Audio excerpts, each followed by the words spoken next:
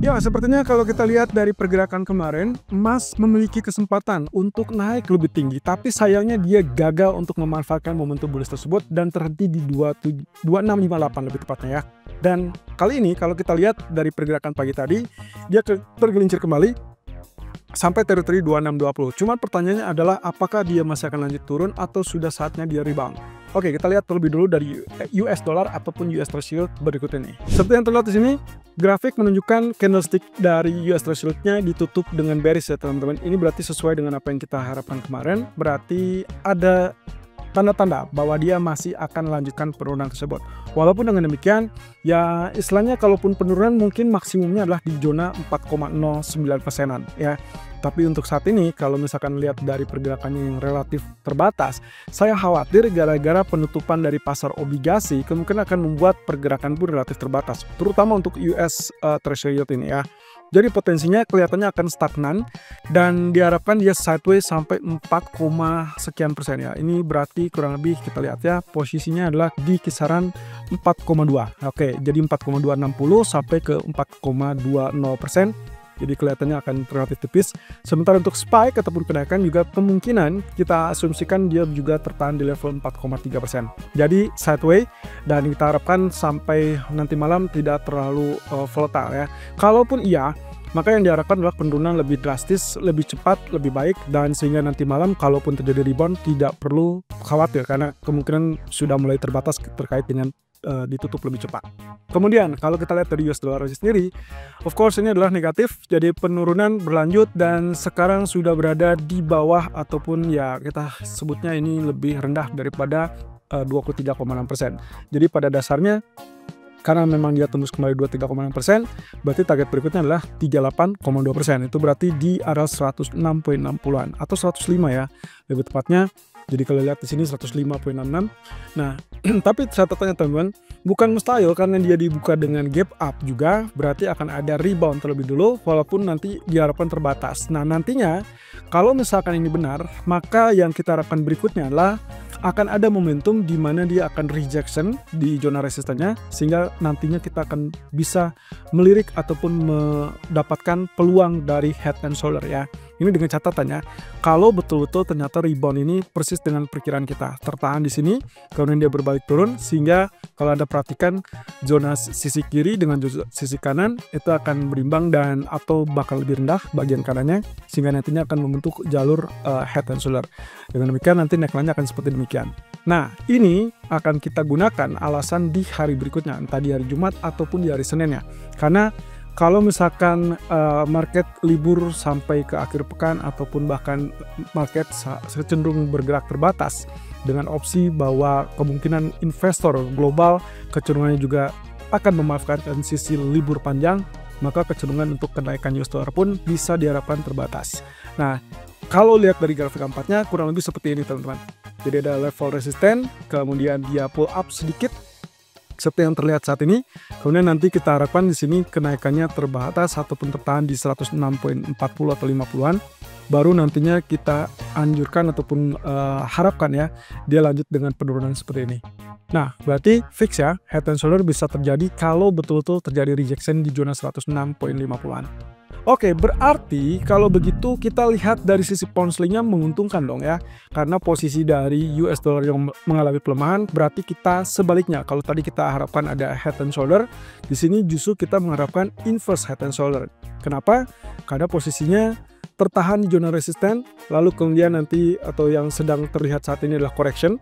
Berarti koreksinya kalau teman-teman tarik dari Fibonacci retracement 1.2486 sampai 1.2693 kurang lebih hasilnya akan seperti ini. Nah, kita harapkan koreksinya nanti akan mencapai teritori atau tertahan lebih tepatnya di antara 38,2%, berarti 1.2614 atau 50%, 1.2590. Maksimum diusahakan jangan sampai tembus 61,8 di 1.2560-an ya. Jadi kalau misalkan ini yang terjadi atau yang terbentuk, maka demand kemungkinan akan muncul di antara 50% atau 38,2%. Dan itu berarti kesempatan untuk membentuk yang namanya inverse head and shoulder. Ya, ini dengan catatan tadi ya teman-teman. Asalkan dia tidak tembus 1.2560-an. Oke, berarti juga itu yang didukung oleh grafik daily-nya karena candlestick ditutup dengan bullish. Lebih panjang, lebih tinggi daripada yang kemarin, bahkan high wave candle kemarin gagal untuk menekan sehingga kenaikan itu diharapkan lanjut. Dan Anda bisa lihat di sini Fibonacci retracement sebaliknya dari daily menunjukkan 38,2% itu di 1.2700 dan maksimum 50% di 1.2760. Jadi kalau lihat dari inverse head and shoulder atau peluang inverse head and shoulder-nya kelihatannya bisa dibilang cukup terbuka ya, karena di grafik K4 pun arahnya adalah 1.2760-an.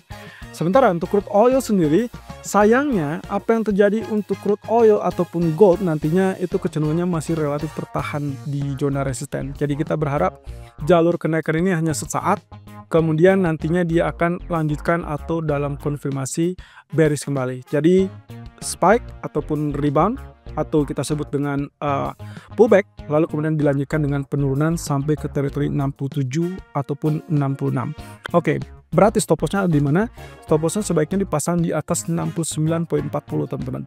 Karena begitu dia tembus 69.40, berarti dia akan mengarah ke level 70 atau bahkan 71.50. Jadi jalur utamanya kita sell, tapi hati-hati kalau dia tembus level 69.40. Oke, lalu kemudian ini juga didukung dengan daily chart-nya yang ternyata masih tetap doji candle. Jadi mau tidak mau posisinya ada alasan untuk mulai penurunan kembali atau lebih tepatnya retest 66 karena memang juga faktor geopolitik yang relatif dominan untuk saat ini, ketegangan yang relatif lebih reda, maka kemungkinan spike ataupun kenaikan ini masih relatif tertahan. Kecuali nanti mungkin di hari Jumat ya, karena berdekatan dengan OPEC meeting yang diperkirakan akan mempertahankan pemangkasan produksi. Kemudian gold sendiri kalau lihat dari grafik daily, inilah yang menjadi catatan saya teman-teman. Kalau misalkan lihat dari bearish candle-nya yang di tanggal ini ya 2 atau 3 hari yang lalu, maka kenaikan kemarin itu tertahan di 50% real body long black ya. Dan seperti biasa ini aturan dasarnya adalah kalau rejection berarti dia kecenderungan shooting star dan berarti juga relatif lebih dominan untuk penurunan.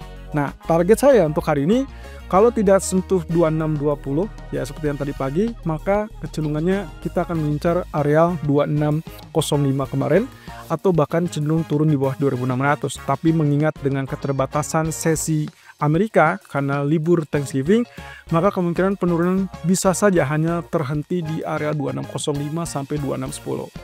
Nah, sementara untuk resistennya kita masih menjadikan acuan high kemarin ya di area 2658. Bagi saya selama tidak ada penembusan di area tersebut, kita masih confirm sell.